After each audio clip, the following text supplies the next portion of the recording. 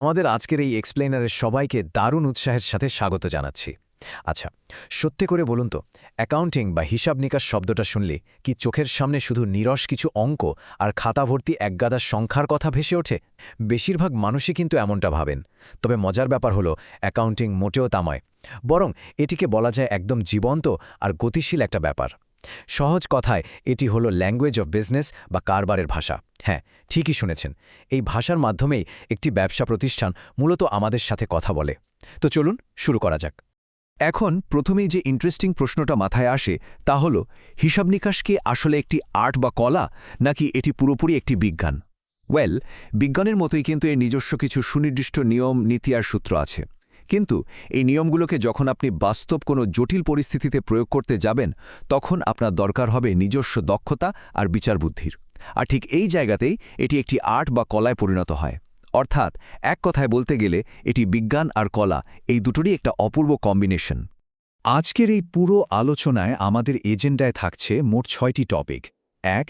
হিসাব নিকাশের উৎপত্তি। ২. হিসাব রক্ষণ বনাম হিসাব নিকাশ। ৩. এর মূল বৈশিষ্ট্য ও উদ্দেশ্য। ৪. আর্থিক তথ্যের ব্যবহারকারী কারা। ৫. হিসাব নিকাশের ৩টি শাখা। এবং সবশেষে ৬. এর সুবিধা ও সীমাবদ্ধতা।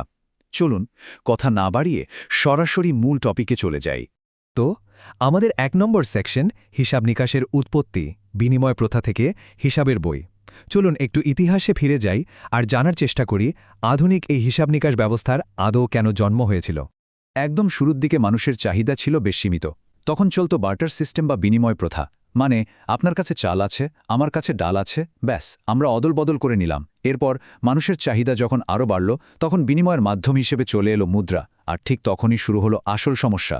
ব্যবসা বাণিজ্যের পরিধি যত বাড়তে থাকল, এত লেনদেন মাথায় রাখা মানুষের পক্ষে রীতিমতো অসম্ভব হয়ে দাঁড়ালো। এই চরম সমস্যার একটা দুর্দান্ত সলিউশন নিয়ে এলেন ইতালীয় গণিতবিদ ফ্রা লুকা প্যাসিওলি। ১৪৯৪ সালে তিনি একটি বই লিখলেন, আর সেখানে হিসাব নিকাশের আধুনিক রীতিনীতিগুলো একদম প্রাতিষ্ঠানিক রূপ পেয়ে গেল।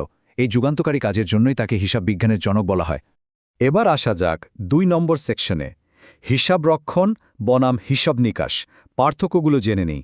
অনেকেরই একটা বেশ কমন ভুল ধারণা আছে। এখন প্রথমেই যে ইন্টারেস্টিং প্রশ্নটা মাথায় আসে তা হল, হিসাব নিকাশ কি আসলে একটি আর্ট বা কলা, নাকি এটি পুরোপুরি একটি বিজ্ঞান?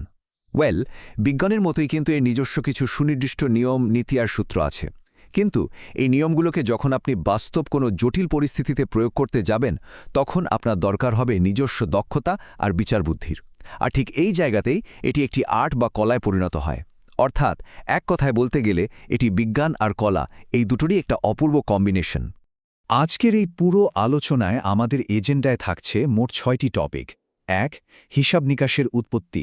২. হিসাব রক্ষণ বনাম হিসাব নিকাশ। ৩. এর মূল বৈশিষ্ট্য ও উদ্দেশ্য। ৪. আর্থিক তথ্যের ব্যবহারকারী কারা। ৫.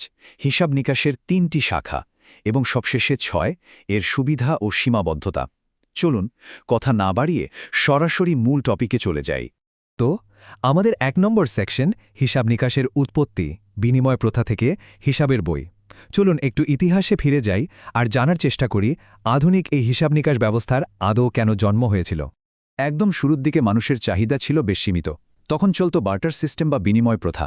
মানে, আপনার কাছে চাল আছে, আমার কাছে ডাল আছে, ব্যাস আমরা অদল বদল করে নিলাম। এরপর মানুষের চাহিদা যখন আরও বাড়ল, তখন বিনিময়ের মাধ্যম হিসেবে চলে এলো মুদ্রা। আর ঠিক তখনই শুরু হলো আসল সমস্যা। ব্যবসা বাণিজ্যের পরিধি যত বাড়তে থাকল, এত লেনদেন মাথায় রাখা মানুষের পক্ষে রীতিমতো অসম্ভব হয়ে দাঁড়ালো। এই চরম সমস্যার একটা দুর্দান্ত সলিউশন নিয়ে এলেন ইতালীয় গণিতবিদ ফ্রা লুকা প্যাসিওলি। ১৪৯৪ সালে তিনি একটি বই লিখলেন, আর সেখানে হিসাব নিকাশের আধুনিক রীতিনীতিগুলো একদম প্রাতিষ্ঠানিক রূপ পেয়ে গেল। এই যুগান্তকারী কাজের জন্যই তাকে হিসাব বিজ্ঞানের জনক বলা হয়। এবার আসা যাক ২ নম্বর সেকশনে, হিসাব রক্ষণ বনাম হিসাব নিকাশ। পার্থক্যগুলো জেনে নেই। অনেকেরই একটা বেশ কমন ভুল ধারণা আছে। অনেকেই মনে করেন বুককিপিং বা হিসাব রক্ষণ আর অ্যাকাউন্টিং বা হিসাব নিকাশ, এই দুটো শব্দ বুঝি একদম সেম, তাই না? চলুন এই বিভ্রান্তিটা ক্লিয়ার করে ফেলি। হিসাবরক্ষণ বা বুককিপিং হল একেবারেই প্রাথমিক একটা ধাপ। এটাকে অনেকটা করণিক বা ক্ল্যারিক্যাল কাজ বলা যায়। মানে, প্রতিদিনের লেনদেনগুলো জাস্ট নিয়মমাফিক খাতায় বা সফটওয়্যারে এন্ট্রি করে রাখা। আর অন্যদিকে হিসাব নিকাশ বা অ্যাকাউন্টিং হল একটা আস্ত বিশ্লেষণমূলক পাওয়ার হাউস। মজার ব্যাপার হল, হিসাবরক্ষণের কাজ ঠিক যেখানে গিয়ে শেষ হয়, হিসাব নিকাশের কাজ ঠিক সেখান থেকেই শুরু হয়। এই এন্ট্রি করা ডেটাগুলো বিশ্লেষণ করে আসল ফলাফল বের করা আর সিদ্ধান্ত নিতে সাহায্য করাটাই হলো এর মেন কাজ। আমাদের পরবর্তী টপিক 3 নম্বর সেকশন, মূল বৈশিষ্ট্য ও উদ্দেশ্য, তথ্যের যাত্রা। এই যে আমরা এত সংখ্যার কথা বলছি, এগুলো কিন্তু কোনো এলোমেলো ব্যাপার না। এই সংখ্যাগুলো একটা সুনির্দিষ্ট বিজ্ঞানসম্মত যাত্রার মধ্যে দিয়ে যায়। একটা সাধারণ ঘটনা কিভাবে কারবারের ভাষায় রূপান্তরিত হয় তার একেবারে সুনির্দিষ্ট কিছু ধাপ আছে। স্টেপ 1, প্রথমে দেখতে হবে ঘটনাটা আদৌ আর্থিক লেনদেন কিনা। এরপর সেটিকে জাবেদা বা প্রাইমারি বুকে লিপিবদ্ধ করা হয়। তারপর সেগুলোকে আলাদা আলাদা শিরোনামে খতিয়ানে বা লেজারে শ্রেণীবদ্ধ করা হয়। এরপর তৈরি হয় রেওয়া মিল আর আর্থিক বিবরণীর মতো সারসংক্ষেপ। আর একেবারে চূড়ান্ত ধাপে এই ফলাফলগুলো অ্যানালাইসিস করে নির্দিষ্ট ব্যবহারকারীদের কাছে পৌঁছে দেওয়া হয়। এটা অনেকটা ফ্যাক্টরিতে কাঁচামাল থেকে একটা নিখুঁত ফাইনাল প্রোডাক্ট তৈরির প্রসেসের মতো, তাই না? এই ফ্লোচার্টটার দিকে তাকালেই পুরো সাইকেলটা একদম পানির মতো পরিষ্কার হয়ে যায়।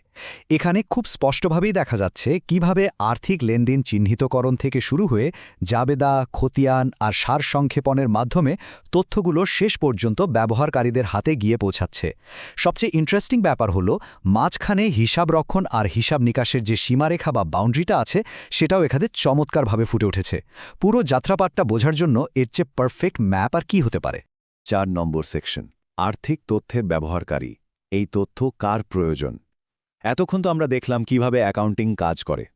এবার আমাদের ফোকাসটা একটু শিফট করা দরকার। এই যে এত নিখুঁতভাবে, এত ঘাম ঝরিয়ে ডেটাগুলো কালেক্ট আর অ্যানালাইজ করা হলো, এগুলো আসলে কারা ব্যবহার করে?